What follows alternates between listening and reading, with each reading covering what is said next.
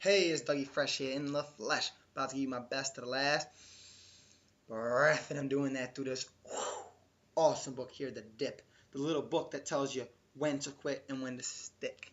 76 pages, very easy read. Read it in, like, I think it was 2 or 3 days. I liked it so much I bought it for my big brother. And Seth Godin's a great author. Great author. He's on YouTube. You can check him out. He has tons of books. Maybe I think like 20 books. Really good. I love this concept of the dip. We're going to go through it. I even colored out some stuff for you guys here. I'll show you in a little bit. But first, this book is about quitting the wrong stuff, all right? Quitting the wrong stuff, sticking with the right stuff, identifying what's right, what your kind of one thing is, what are your things that really matter most, 80-20, Pareto principle, the most important thing, and having the guts, having the courage to do one or the other. And I actually have the serenity prayer I want to pull up from my Instagram. God, grant me the serenity to accept the things I cannot change, courage to change the things I can, and the wisdom to know the difference. Amen. All right. This book talks about you want to be the best. Why do you want to be the best? Because there's enormous, huge, colossal, gigantic rewards for those that are the best. They showed like a bar graph, see here, of how much bigger the difference is. This is like ice cream, vanilla, preferred over chocolate. Here's like a movie in 2004, the movie Invincible, the one with Mark Wahlberg.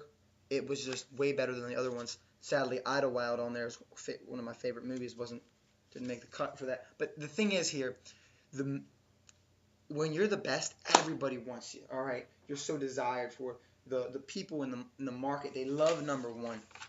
I got some notes on this here, and the results for being first is just enormous. Everybody loves a winner, and it's not like, think of it like this. Here's a little bar graph. Everybody's right here, 5, 10, 4, 3, 6, and then you're just like 8,523. You're that much higher when you're the best. So you want to shoot for number one. I'm shooting to be the best. I'm shooting to be number one. Okay. I haven't identified what it is yet. I don't want to be average. And right now I'm average in a lot of things. I want to, and that's what this book really gives you direction on. So it's huge for someone like me. If you're like me, this book can be impactful and insightful. The next thing I want to talk about here is this right here on this whiteboard. I hope you guys can see this. Okay. Here's the dip. I circled it because this is where you want to go into. And that is what this book's about. See the guy, he's going on the dip. Well, the dip is like biochemistry.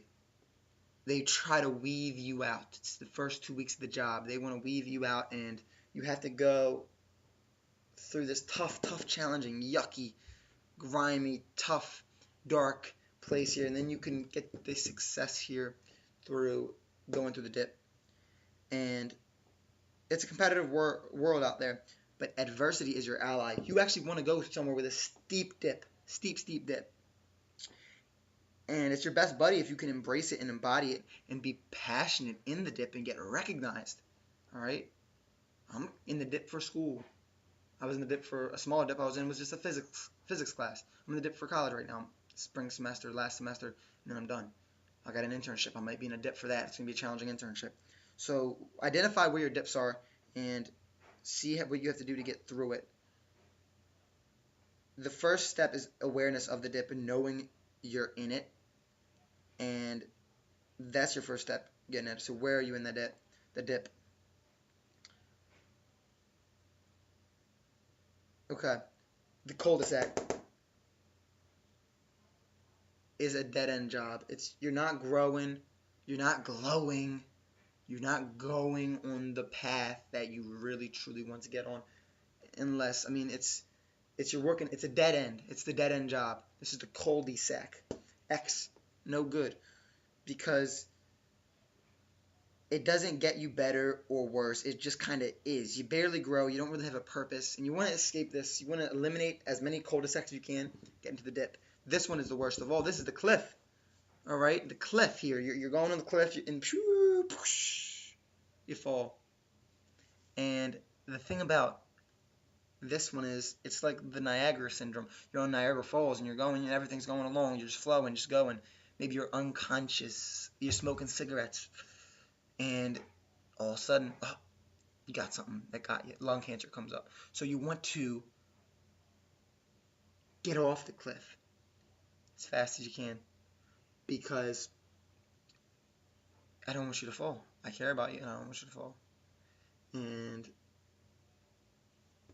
like I said, the Niagara syndrome. You're on the Niagara Falls and you see that, oh shoot, I've been partying and drinking too much. I don't have my relationships right. I don't have my family, my romantic, my friendship right. I don't have my finances straight. I'm not happy anymore. All of a sudden, you recognize it 5 minutes before you're about to fall down the Niagara Falls. You stick your oars in. You try to turn, but it's just too late. You won't want to stop the dip here, the cliff here. You want to get off it if you notice it here, and get on that path and choose what dip is right for you. This is how, this is Seth Godin's ideas here, and I really like them. I really resonated with them. Let's go in a little more deeper here. He talks about the 7 reasons you might fail at being the best in the world. So we talked about being the best. There's 7 reasons here. He got you run out of time, you run out of money, you get scared, you're not serious enough. Okay? You lose interest and enthusiasm, and you settle and rationalize for being mediocre. And you focus, this is a big one, you focus on the short term instead of the long term, and quit when the short term is tough. Whoa. Don't do that. Keep the big picture in perspective. Always be coming back to what your end game is. This one is huge because this one I think maybe gets the most people. You pick the wrong thing. You pick the wrong thing to be the best at because you don't have the talent. But as I said in the last career guide you'll ever need video, book outline, is that talent isn't the big deal. It's persistence, and that persistence trumps talent, right? So those are the 7 pitfalls of not being the best in the world. I mean, of course, it's much more in depth than that, but this is what Seth Godin talks about. He also has 8 dip curves here, and he has 3 questions to ask before quitting. But I want to make this video, trying to make these videos shorter, hold them under 10 minutes at least. So the next point I'm going to get to is using the dip as leverage. Okay, so when using the dip as leverage, how can we actually make the dip a good thing? Okay, so look, you must use it as leverage if you're going to get through it, because people will talk about you, admire you, try to follow you. Next time you catch yourself being average, realize and remember you got 2 choices. 2 choices, guys. You can quit or be exceptional. You can quit as one or be exceptional. But average is not an option unless you're a loser. That's a little harsh, but this is coming from the words of Seth Godin here. And I think he's got a point. If you're watching this video because you want to be the best at something, you want to be in the top maybe 10% at something and get the rich rewards from it.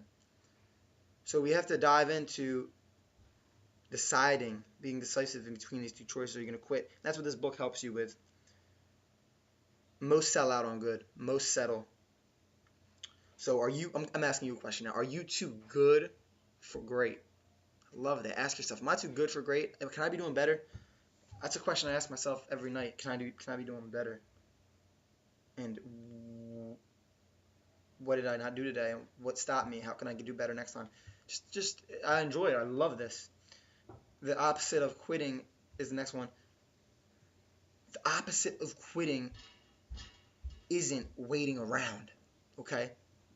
It is rededication to the opposite of quitting. It is an invigorated new strategy designed to break the problem apart and dissect it. Again, and not being a passive passenger in the dip. The dip is flexible in response to the effort you put in. That's the big thing here. You might want to rewind that and see what I said there, because that's so key. Okay? this dip, you're not gonna get through the dip overnight though. It's a sculpture. It's not a lottery ticket to get through the dip. It's a sculpture, and it's an invigorated new strategy designed to break the problem apart. That's the opposite of quitting, not waiting around. Huge, huge. Last couple notes here. Quitting is an intelligent strategy. If he gave this example from Doug from Indiana. I'm Doug, and I go to school in Indiana, which kind of woke me up as I was reading this in bed. Reading in bed is these types of books. Self-help isn't the best way to go. You might want to read a biography. So keep you up, get you too engaged. So yeah, you want to. It could be an intelligent strategy, and that's the big message from the book I got out of it. Quitting is not the same as failing. It can prevent coping. You don't want to cope in life. That is, I think, one of the worst things ever. I don't want to do that. I don't want you to do that. I want you to be fired up about life and feeling your best. And I'm trying to help you with that, because think about it. Never quit. That's the message Rocky says, and I love that movie. But if you look at it, never quit wetting the bed. Never quit your high school job. Never quit your old ways. Nah, pride is the enemy of the smart quitter. So learn and be more sensitive on when to quit and when to not quit. A little past what I wanted to get past, but you know what? It's worth it, because I'm going to help you blast past your struggles between quitting and not quitting, and help you explode out of bed in the morning full of energy because you're doing the right thing and you're busting through the dip. So if you're in that dip, know when to quit or when to stick. Stay fresh, stay blessed. Peace, and enjoy the dip and enjoy your life.